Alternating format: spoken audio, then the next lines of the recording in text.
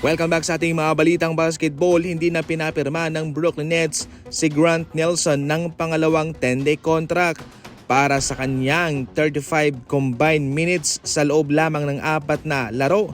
Siya nag-average ng 17 points, 6 rebounds, 5 assists and 5 blocks mga idol. Pero mas pinili po ng Brooklyn Nets na mag-move on na lang muna sa kanya.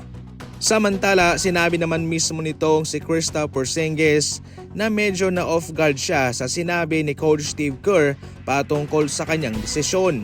Gayunpaman ay naiintindihan niya kung bakit ginawa ito ni Coach Steve Kerr para mapanatag lamang ang nararamdaman ng mga Warriors fans. Gayunpaman kanyang sinigurado na walang dapat na ikabahala ang mga fans ng NBA at pati mismo yung mga Warriors fans sa kanyang kalagayan kung saan okay naman siya at sa kanyang palagay siya'y nasa 100% na sa kanyang katawan at magtatagal siya bilang healthy player sa NBA. Kaagad naman niyang dinipensahan si Coach Steve Kerr na bilang isang coach ay nagbigay alam lang din naman siya sa kung ano ang kanyang nalalaman. Sa ngayon mga idol ay plano muna ng Golden State Warriors na pagpahingahin itong si Kristaps Porzingis sa kanilang laban kontra Utah Jazz at siya ay magiging available naman sa kanilang laban kontra Chicago Bulls sa kanilang home court mismo. Pinangalanan naman ng NBA bilang Players of the Week na Wembanyama at Hero. Itong si Wemby ay nag-average ng 26 points, 10 rebounds, 5 blocks sa loob ng isang linggo at yung kanilang record ay 4-0 mga idol. Samantalang si Hero ay nag-average ng 26 points, 5 rebounds at mayroong shooting percentage sa 3 na 51% at yung kanilang record ay 4-0 noong nagdaang linggo. Sa ngayon, heto naman yung mga players na nanomina para sa Players of the Week: Devin Booker, Luka Doncic, Anthony Edwards, Shai Gilgeous-Alexander, Jrue Holiday, Kawhi Leonard, Bam Adebayo, Paolo Banchero, Jalen Johnson at Karl Anthony Towns.